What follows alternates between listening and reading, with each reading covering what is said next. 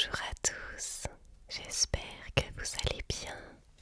Aujourd'hui c'est ma 100e vidéo sur la chaîne, donc je voulais vous présenter un livre un petit peu différent de d'habitude.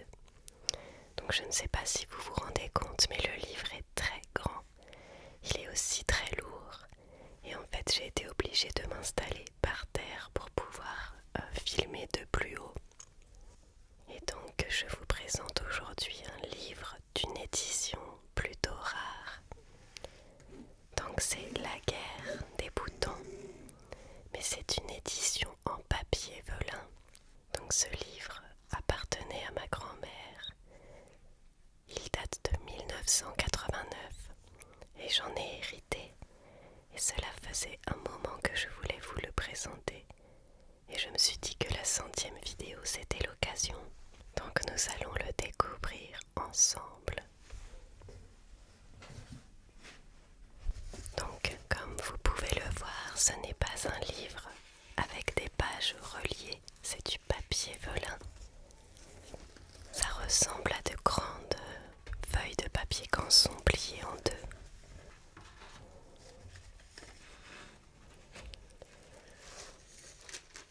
Donc là, en introduction, il y a déjà une magnifique illustration.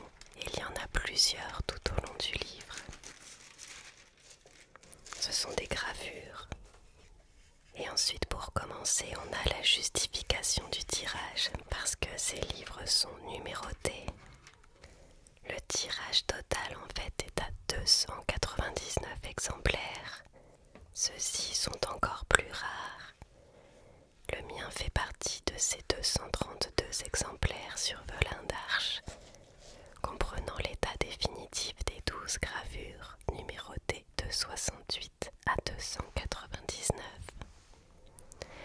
Tous les justificatifs sont signés par l'artiste. Chaque gravure est signée du monogramme de Raymond Garance. Donc celui-ci c'est le numéro, si je ne me trompe pas, c'est le numéro 279 sur 299. Donc j'ai oublié de préciser que La guerre des boutons c'est un livre de Louis Pergaud. Et je me suis dit qu'on allait tout simplement lire un ou deux chapitres du livre aujourd'hui. Et on verra si on continue ensuite ou pas. Vous me direz si ça vous a plu ou pas. Donc on commence avec la guerre. La déclaration de guerre. Alors, c'est difficile pour moi de m'installer parce que je suis assez loin en fait du livre. C'est dû à l'installation que j'ai dû faire. Quant à la guerre, il est plaisant à considérer par combien vaines occasions elle est agitée et par combien légères occasions éteintes. Toute l'Asie se perdit et se consomma en guerre pour le maquerelage de Paris. Montaigne, livre second, chapitre 12. Attends-moi, grand gibus, elle a boulot, ses livres et ses cahiers sous le bras. Grouille-toi alors, j'ai pas le temps de coténer, moi. Y a du neuf, ça se pourrait. Quoi? Viens toujours. Et Boulot ayant rejoint les deux gibus, ses camarades de classe, tous trois continuèrent à marcher côte à côte dans la direction de la maison commune. C'était un matin d'octobre. Un ciel tourmenté de gros nuages gris limitait l'horizon aux collines prochaines et rendait la campagne mélancolique. Les pruniers étaient nus, les pommiers étaient jaunes, les feuilles de noyer tombaient en une sorte de vol plané, large et lent d'abord, qui s'accentuait d'un seul coup comme un plongeon d'épervier dès que l'angle de chute devenait moins obtus. L'air était humide et tiède, des ondes de vent couraient par intervalles. Le ronflement monotone des batteuses donnait sa note sourde qui se prolongeait de temps à autre, quand la gerbe était dévorée en une plainte lugubre comme un sanglot désespéré, d'agonie ou un va agissements douloureux. L'été venait de finir et l'automne naissait. Il pouvait être 8 heures du matin. Le soleil rôdait triste derrière les nues et de l'angoisse, une angoisse imprécise et vague, pesait sur le village et sur la campagne. Les travaux des champs étaient achevés et un à un ou par petits groupes, depuis 2 ou 3 semaines, on voyait revenir à l'école les petits bergers à la peau tannée, bronzés de soleil, aux cheveux drus coupés ras à la tondeuse, la même qui servait pour les bœufs, aux pantalons de droguet ou de moulinets rapiécés surchargés de patins aux genoux, et au fond, mais propres, aux blouses de grisettes neuves, raides, qui en déteignant leur faisaient les premiers jours les mains noires comme des pattes de crapaud, disait-il. Ce jour-là, ils traînaient le long des chemins et leurs pas semblaient alourdis de toute la mélancolie du temps, de la saison et du paysage. Quelques-uns cependant, les grands, étaient déjà dans la cour de l'école et discutaient avec animation. Le père Simon, le maître, sa calotte en arrière et ses lunettes sur le front dominant les yeux, était installé devant la porte qui donnait sur la rue. Il surveillait l'entrée, gourmandait les traînards, et au fur et à mesure de leur arrivée, les petits garçons soulevant leurs casquettes passaient devant lui, traversaient le couloir et se répandaient dans la cour. Les 2 gibus du Vernois et Boulot qui les avaient rejoints en cours de route n'avaient pas l'air d'être imprégnés de cette mélancolie douce qui rendait traînassants les pas de leurs camarades. Ils avaient au moins 5 minutes d'avance sur les autres jours, et le père Simon, en les voyant arriver, tira précipitamment sa montre, qu'il porta ensuite à son oreille pour s'assurer qu'elle marchait bien et qu'il n'avait point laissé passer l'heure réglementaire. Les 3 compagnes entrèrent vite, l'air préoccupé, et immédiatement gagnèrent derrière les cabinets le carré en retrait abrité par la maison du père Gugu, Auguste, le voisin, où ils retrouvèrent la plupart des grands qui les y avaient précédés. Il y avait là le Braque, le chef qu'on appelait encore le Grand Braque, son premier lieutenant, Camus ou Camus, le fin grimpeur ainsi nommé parce qu'il n'avait pas son pareil pour dénicher les bouvreuils, et que là-bas les bouvreuils s'appellent des Camus. Il y avait Gambette de sur la côte, dont le père, républicain de vieille souche, fils lui-même de 48 arts, avait défendu Gambetta aux heures pénibles. Il y avait la Crique qui savait tout, et Tintin, et Guignard le Bigle qui se tournait de côté pour vous voir de face, et Tétasse ou Tétard au crâne massif, bref, les plus forts du village qui discutaient une affaire sérieuse. L'arrivée des 2 gibus et de Boulot n'interrompit pas la discussion. Les nouveaux venus étaient apparemment au courant de l'affaire, une vieille affaire à coup sûr, et ils se mêlèrent immédiatement à la conversation en apportant des faits et des arguments capitaux. On se tut.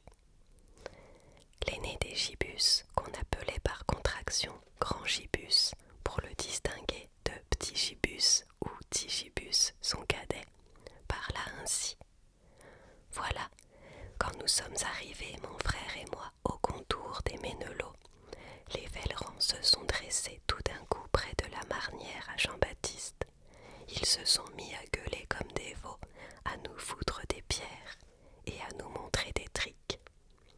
Ils nous ont traités de cons, d'andouilles, de voleurs, de cochons, de pourris, de crevés, de merdeux, de couilles molles, de couilles molles, reprit le Braque, le front plissé. Et qu'est-ce que tu leur y as redit là-dessus? Là-dessus, on s'a en sauvé, mon frère et moi, puisque nous n'étions pas en nombre, tandis qu'eux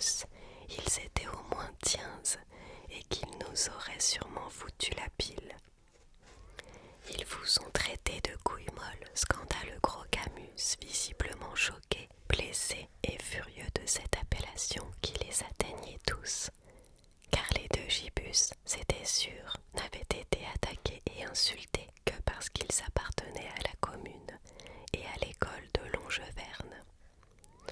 Voilà, reprit Grand Gibus, je vous dis maintenant, moi, que si nous ne sommes pas des andouilles, des gens foutres et des lâches, on leur y fera voir si on en est des couilles molles.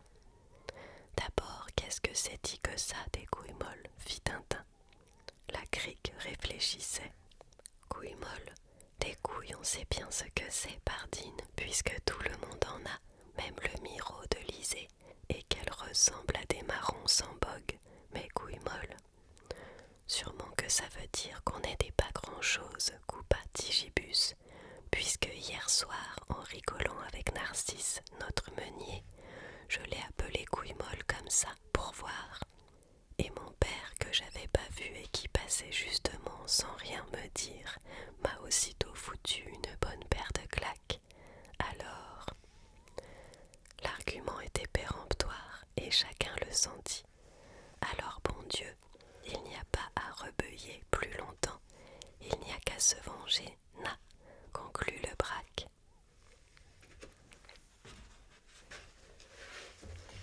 Donc je vais le mettre là, ce sera plus pratique.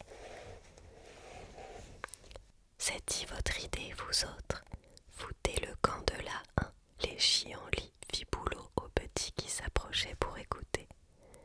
Ils approuvèrent le grand Lebrac à l'unanimité, comme on disait. À ce moment, le père Simon apparut dans l'encadrement de la porte pour frapper dans ses mains et donner ainsi le signal de l'entrée en classe. Tous, dès qu'ils le virent, se précipitèrent avec impétuosité vers les cabinets, car on remettait toujours à la dernière minute le soin de vaquer aux besoins hygiéniques réglementaires et naturels. Et les conspirateurs se mirent en rang silencieusement, l'air indifférent, comme si rien ne s'était passé et qu'ils n'eussent pris l'instant d'avant une grande et terrible décision. Cela ne marcha pas très bien en classe ce matin-là, et le maître dut crier fort pour contraindre ses élèves à l'attention. Non qu'ils fissent du potin, mais ils semblaient tous perdus dans un nuage et restaient absolument réfractaires à saisir l'intérêt que peut avoir pour de jeunes Français républicains l'historique du système métrique. La définition du maître, en particulier, leur paraissait horriblement compliquée. 10 millionième partie du quart de la moitié du « Ah, merde !» pensait le grand Lebrac. En se penchant vers son voisin et ami Tintin, il lui glissa confidentiellement « Eurécar !» Le grand Lebrac voulait sans doute dire « Eureka !» Il avait vaguement entendu parler d'Archimède qui s'était battu autant jadis avec des lentilles. La crique lui avait laborieusement expliqué qu'il ne s'agissait pas de légumes, car le braque à la rigueur comprenait bien qu'on pût se battre avec des pois qu'on lance dans un fer de porte-plume creux, mais pas avec des lentilles. Et puis, disait-il, ça ne vaut pas les trognons de pommes ni les croûtes de pain. La crique lui avait dit que c'était un savant célèbre qui faisait des problèmes sur des capotes de cabriolet, et ce dernier trait l'avait pénétré d'admiration pour un bougre pareil. Lui qui était aussi réfractaire aux beautés de la mathématique qu'aux règles de l'orthographe. D'autres qualités que celle-là l'avaient, depuis un an, désigné comme chef incontesté des Longevernes. Têtu comme une mule, malin comme un singe, vif comme un lièvre, il n'avait surtout pas son pareil pour casser un carreau à 20 pas, quel que fût le mode de projection du caillou, à la main, à la fronde à ficelle, au bâton refendu, à la fronde à l'astique. Il était dans les corps à corps un adversaire terrible. Il avait déjà joué des tours pendables au curé, au maître d'école et au garde champêtre. Il fabriquait des kisses merveilleuses avec des branches de sureau grosses comme sa cuisse. Des kisses qui vous giclaient l'eau à 15 pas, mon ami, oui.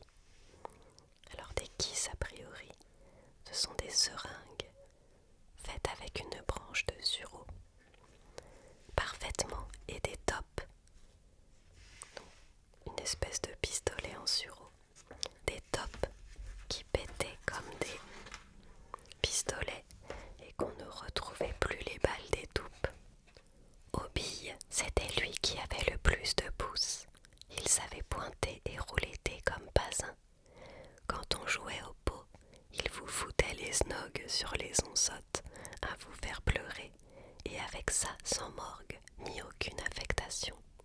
Il redonnait de temps à autre à ses partenaires malheureux quelques-unes des billes qu'il leur avait gagnées, ce qui lui valait une réputation de grande générosité.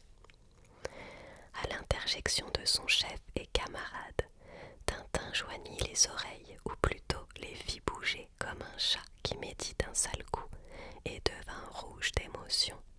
« Ah ah, pensa-t-il, ça y est, j'en étais bien sûr que ce sacré Lebraque trouverait le joint pour leurs y faire. » Et il demeura noyé dans un rêve, perdu dans des mondes de suppositions, insensible aux travaux de Delambre, de Méchain, de Machin Chouette ou d'autres, aux mesures prises sous diverses latitudes, longitudes ou altitudes.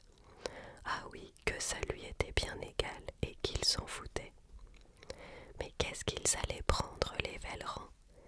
Que ce fut le devoir d'application qui suivit cette première leçon, on l'apprendra plus tard. Qu'il suffise de savoir que les gaillards avaient tous une méthode personnelle pour rouvrir, sans qu'il y parût, le livre fermé par ordre supérieur et se mettre à couvert contre les défaillances de mémoire. N'empêche que le père Simon était dans une belle rage le lundi suivant, mais n'anticipons pas. Quand 11 heures sonnèrent à la tour du vieux clocher paroissial, ils attendirent impatiemment le signal de sortie, car tous étaient déjà prévenus, on ne sait comment, par infiltration, par radiation ou d'une toute autre manière, que Lebraque avait trouvé quelque chose. Il y eut comme d'habitude quelques bonnes bousculades dans le couloir, des bérets échangés, des sabots perdus, des coups de poing sournois, mais l'intervention magistrale fit tout rentrer dans l'ordre et la sortie s'opéra quand même normalement. Sitôt que le maître fut rentré dans sa boîte, les camarades fondirent tous sur Lebraque comme une volée de moineaux sur un crottin frais. Il y avait là, avec les soldats ordinaires et le menu fretin, les 10 principaux guerriers de Longeverne, avides de se repaître de la parole du chef. Lebraque exposa son plan qui était simple et hardi. Ensuite, il demanda quels seraient les ceux qui l'accompagneraient le soir venu. Tous briguèrent cet honneur, mais 4 suffisaient et on décida que Camus, la Crique, Tintin et Grand Gibus seraient de l'expédition. Gambette, habitant sur la côte, ne pouvait s'attarder si longtemps. Guignard n'y voyait pas très clair la nuit, et Boulot n'était pas tout à fait aussi leste que les 4 autres. Là-dessus, on se sépara. Au soir, sur le coup de l'Angélus, les 5 guerriers se retrouvèrent. « As-tu la craie ?» fit Lebraque à la Crique, qui s'était chargée, vu sa position près du tableau, d'en subtiliser 2 ou 3 morceaux dans la boîte du père Simon.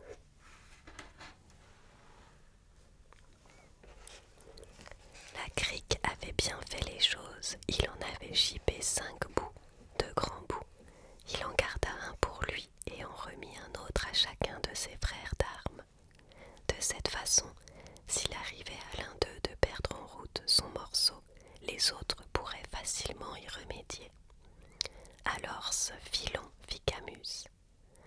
Par la grande rue du village d'abord, puis par le trage des cheminées, rejoignant au Gros Tilleul la route des Vellerans, ce fut un instant une sabotée sonore dans la nuit. Les 5 gars marchaient à toute allure à l'ennemi. Il y en a pour une petite demi-heure à pied, avait dit Lebraque. On peut donc y aller dedans un quart d'heure et être rentré bien avant la fin de la veillée. La galopade se perdit dans le noir et dans le silence. Pendant la moitié du trajet, la petite troupe n'abandonna pas le chemin ferré où l'on pouvait courir, mais dès qu'elle fut en territoire ennemi, les 5 conspirateurs prirent les bas-côtés et marchèrent sur les banquettes que leur vieil ami le père Bréda, le cantonnier, entretenait, disait les mauvaises langues chaque fois qu'il lui tombait un œil.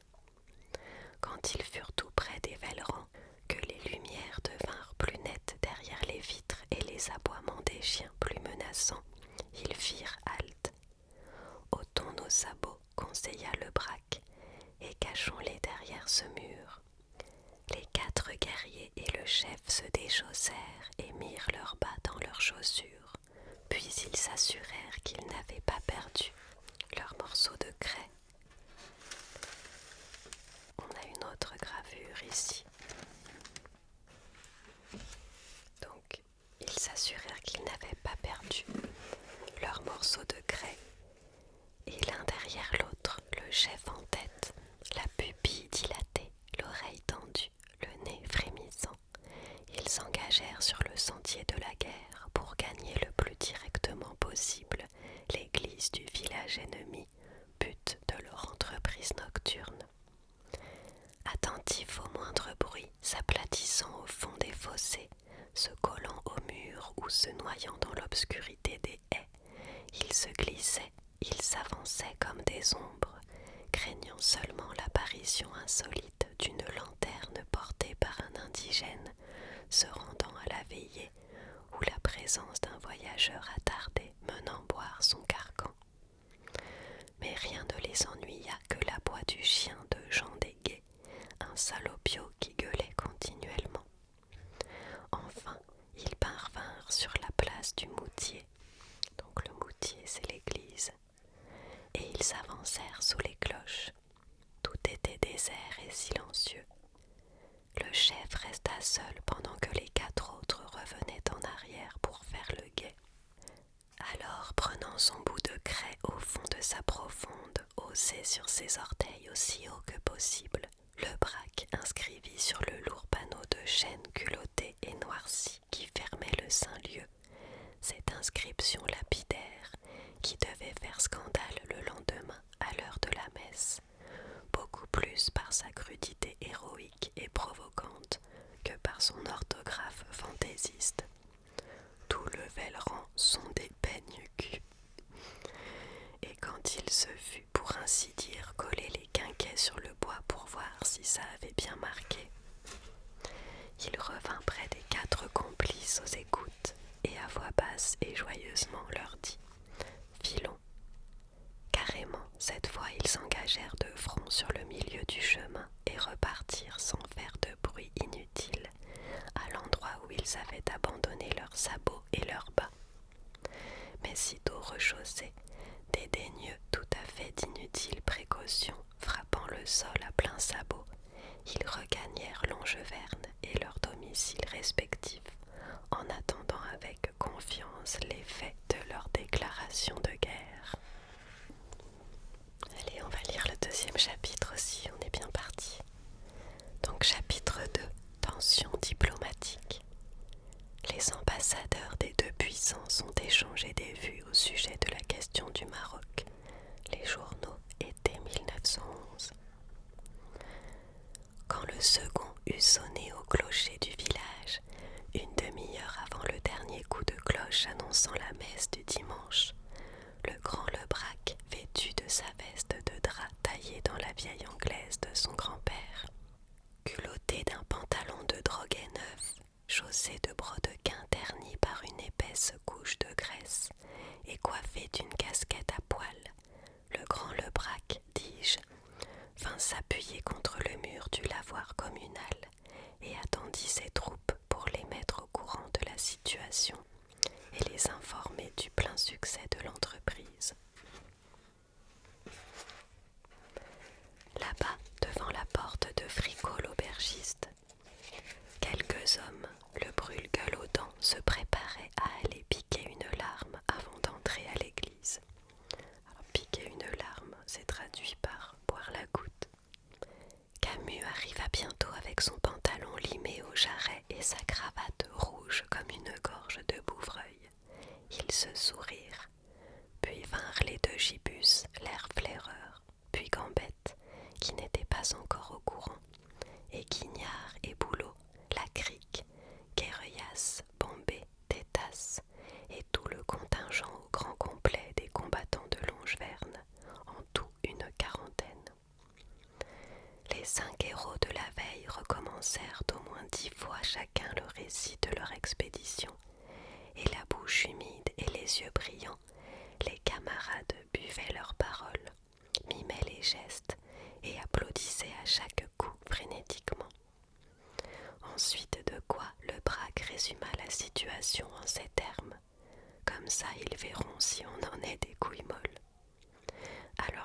cet après-midi, ils viendront se retraîner par les buissons de la Saute, histoire de chercher Rogne, et on y sera tous pour les recevoir un peu.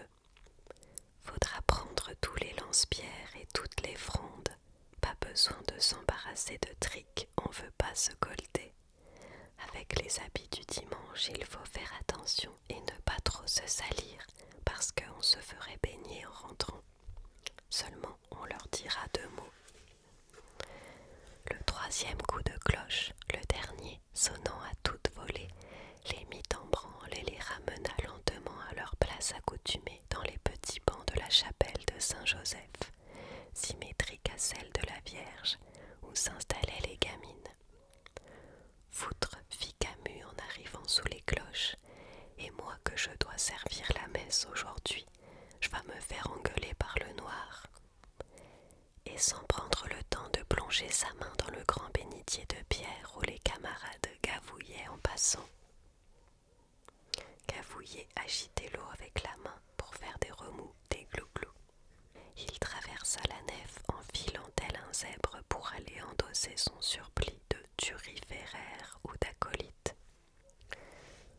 Quant à l'asperges alors ça je sais pas comment ça se prononce, l'asperges, mais il passa entre les bancs, portant son baquet d'eau bénite où le curé faisait trempette avec son goupillon. Il ne put s'empêcher de jeter un coup d'œil sur ses frères d'armes.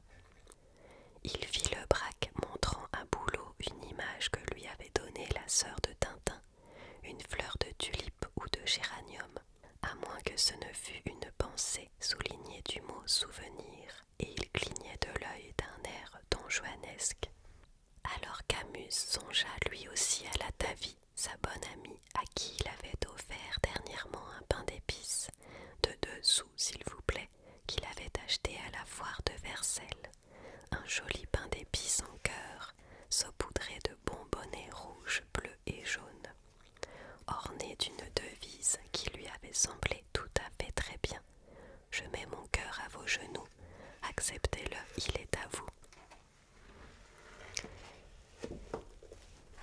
Il la chercha de l'œil dans les rangs des petites filles et vit qu'elle le regardait. La gravité de son office lui interdisait de sourire, mais il eut un choc au cœur et légèrement rougissant se redressa, le bidon d'eau bénite à son poignet raidi. Ce mouvement n'échappa point à la crique, qui confia à Tintin « Et regarde donc Camus s'il se rebraque. » On voit bien que la Tavie le reluque. Et Camus en lui-même pensait « Maintenant que c'est l'école, on va se revoir plus souvent. » Oui, mais la guerre était déclarée. À la sortie de l'office de Vêpres, le grand Lebrac réunit toutes ses troupes et parla en chef. Allez mettre vos blousons, prenez un chanteau de pain et rappliquez au bas de la Saute à la carrière à Pépiot. Ils s'écampillèrent comme une volée de moineaux, et 5 minutes après, l'un courant derrière l'autre, le quignon de pain aux dents, se rejoignirent à l'endroit désigné par le général. Faudra pas dépasser le tournant du chemin, recommanda Lebrac, conscient de son rôle et soucieux de sa troupe. Alors tu crois qu'ils vont venir ? Autrement, ça serait rien foireux de leur part, et il ajouta pour expliquer son ordre. Il y en a qui sont lestes, vous savez, les culs lourds, t'entends boulot, hein ? S'agit pas de se faire chipper. Prenez des godons dans vos poches, à ceux qu'ont des frondes élastiques. Donnez-y les beaux cailloux et attention de pas les perdre. On va monter jusqu'au gros buisson. Le communal de la Saute, qui s'étend du bois du Terré au nord-est au bois de Velleran au sud-ouest, est un grand rectangle en remblai, long de 1500 mètres environ et large de 800. Les lisières des 2 forêts sont les 2 petits côtés du rectangle. Un mur de pierre doublé d'une haie protégée elle-même par un épais rempart de buissons le borne en bas vers les champs de la faim. Au-dessus, la limite assez indécise est marquée par des carrières abandonnées, perdues dans une bande de bois non classés, avec des massifs de noisetiers et de coudriers formant un épais taillis que l'on ne coupe jamais.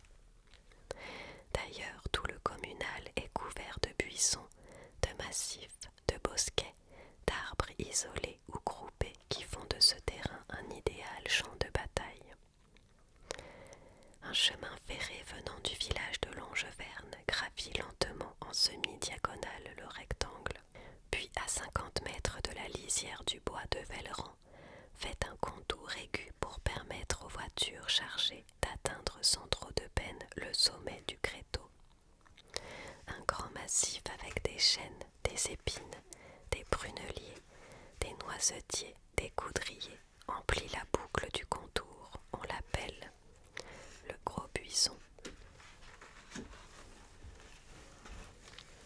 Des carrières à ciel ouvert exploitées par Pépio le bancal, l'augu du moulin qui s'intitule Entrepreneur après boire, et quelquefois par Abel le rat, borde le chemin vers le bas. Pour les gosses, elle constitue uniquement d'excellents et inépuisables magasins d'approvisionnement. C'était sur ce terrain fatal, à égale distance des deux villages, que depuis des années, les générations de Longeverne et de Velleran s'étaient copieusement rossées, fustigées et lapidées, car tous les automnes et tous les hivers, ça recommençait. Les Longevernes s'avançaient habituellement jusqu'au contour, gardant la boucle du chemin, bien que l'autre côté appartint encore à leur commune, et le bois de Velleran aussi. Mais comme ce bois était tout près du village ennemi, il servait aux adversaires de camps retranchés, de champs de retraite et d'abris sûrs en cas de poursuite, ce qui faisait rager le braque. On a toujours l'air d'être envahi, nom de... Or, il n'y avait pas 5 minutes qu'on avait fini son pain que Camus le grimpeur, posté en vigie dans les branches du grand chêne, signalait des remuements suspects à la lisière ennemie. Quand je vous le disais, constata le braque, qu'allez-vous, hein, qu'il croit que je suis tout seul. Je m'en vais les houxer. Excité contre quelqu'un, se dit surtout des chiens. Je m'en vais les houxer, x, x, attrape. Et si des fois il se lançait pour me prendre, hop. Et le braque, sortant de son couvert d'épines, la conversation diplomatique suivante, s'engagea dans les formes habituelles. Que le lecteur ici ou la lectrice veuille bien me permettre une incidente et un conseil. Le souci de la vérité historique m'oblige à employer un langage qui n'est pas précisément celui des cours ni des salons. Je n'éprouve aucune honte ni aucun scrupule à le restituer, l'exemple de Rabelais, mon maître m'y autorisant. Toutefois, messieurs Vallière ou Béranger ne pouvant être comparés à François Ier, ni moi à mon illustre modèle. Les temps d'ailleurs étant changés, je conseille aux oreilles délicates et aux âmes sensibles de sauter 5 ou 6 pages. Aïe aïe aïe, on va les lire quand même. Et j'en reviens à Lebrac. Montre-toi donc, aigre fendu, cudo, feignant, pourri. Si t'es pas un lâche, montre-la ta sale gueule de peigne-cul, va. Et grande crevure, rapproche-toi un peu toi aussi pour voir, répliqua l'ennemi. C'est l'Aztèque des guets, fit Camus, mais je vois encore tout et gueule et bancal et tati et migue la lune. Ils sont une chier. Ce petit renseignement entendu, le grand Lebrac continua. C'est toi, un merdeux, qu'a traité les Longevernes de couilles molles. Je te l'ai dit, fais voir moi, si on en est des couilles molles. Il n'y a fallu tous vos pantais, vos pans de chemise, pour effacer ce que j'ai marqué à la porte de votre église. C'est pas des foireux comme vous qu'on aurait osé faire autant. Approche donc un peu, puisque t'es si malin, grand gueulard, t'as que de la gueule et les gigues pour t'en sauver. Fais seulement la moitié du chemin et pâtier. C'est pas parce que ton père tâtait les couilles des vaches sur les champs de foire que t'es devenu riche. Et toi donc, ton baculot que vous restez est tout crevi d'hypothèque. Hypothèque toi-même, traîne besace. Quand c'est dit que tu vas reprendre le fusil de toile de ton grand-père pour aller assommer les portes à coups de pater. C'est pas chez nous comme à Longeverne où que les poules crèvent de faim en pleine moisson. Tant qu'à Velleran, c'est les poux qui crèvent sur vos caboches, mais on ne sait pas si c'est de faim ou de poison. Valérie, pour a mûri à voler vie. Oué, fit derrière son chef le cœur des guerriers Longeverne, incapable de se dissimuler et de contenir plus longtemps son enthousiasme et sa colère. La stegue des guets riposta. Longeverne, pique-merde, tâte-merde, monté sur 4 pieux, le diable te tire à eux. Et le cœur des Vellerans applaudit à son tour frénétiquement le général par des prolongés et euphoniques. Débordés d'insultes furent jetés de part et d'autre en rafales et en trombes.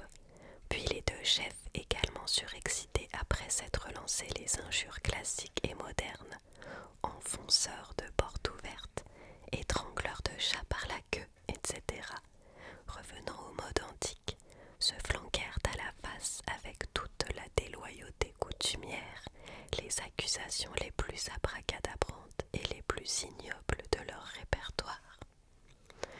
Et t'en souviens-tu quand ta mère t'en le rata pour te faire de la sauce? Et toi quand elle demandait les accouchâtreurs de taureaux pour te les faire bouffer en salade? Rappelle-toi donc le jour où ton père disait qu'il aurait plus d'avantages à élever qu'un veau, qu'un peu merle comme toi. Et toi, quand ta mère disait qu'elle aimerait mieux faire téter une vache que ta sœur, parce que ça serait au moins pas une putain qu'elle élèverait. Aïe, pardon pour le langage. Ma sœur, ripostait l'autre qui n'en avait pas, elle bat le beurre. Quand elle battra là, tu viendras lécher le bâton. Ou bien elle est pavée d'ardoise pour que les petits crapauds comme toi n'y puissent pas grimper. Attention, prévint Camus, voilà le Douégueule qui lance des pierres avec sa fronde. Un caillou, en effet, siffla en l'air au-dessus des têtes auxquelles des ricanements répondirent, et des grêles de projectiles rayèrent bientôt le ciel de part et d'autre, cependant que le flot écumeux et sans cesse grossissant d'injures salaces continuait de fluctuer du gros buisson à la lisière. Le répertoire des uns comme des autres étant aussi abondant que richement choisi. Mais c'était dimanche. Les 2 parties étaient vêtues de leurs beaux affusios et nul, pas plus que les chefs, que les soldats, ne se souciaient d'en compromettre l'ordonnance dans des corps à corps dangereux. Aussi, toute la lutte se borna-t-elle ce jour-là à cet échange de vues, si l'on peut dire, et à ce duel d'artillerie qui ne fit d'ailleurs aucune victime sérieuse, pas plus d'un côté que de l'autre. Quand le premier coup de la prière sonna à l'église de Velleran, la stegue des guets donna à son armée le signal du retour, non sans avoir lancé aux ennemis avec une dernière injure et un dernier caillou cette suprême provocation. C'est demain qu'on vous y retrouvera, les couilles molles de Longeverne. Tu fous le camp et lâche, railla le braque. Attends un peu, oui, attends à demain, tu verras ce qu'on vous passera, tas de peine-cul.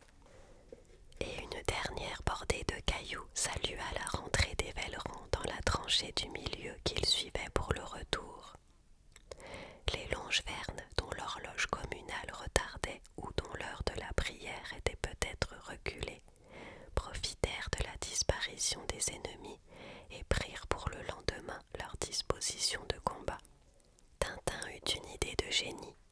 Il faudra, dit-il, se caler 5 ou 6 dans ce buisson-là avant qu'il n'arrive, et ne bouger ni pied ni patte, et le premier qui passera pas trop loin lui tomber sus le rab et s'en sauver avec.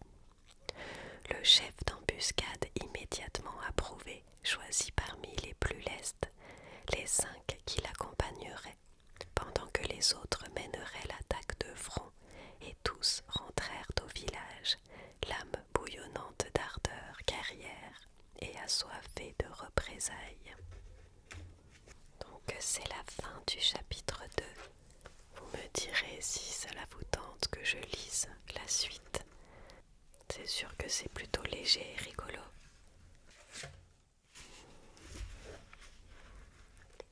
Et si cela vous a plu, j'ai aussi un autre livre en papier velin. C'est l'opéra de Léo Ferré. Ça va être un petit peu compliqué à lire en ASMR, mais je vais me pencher sur la question.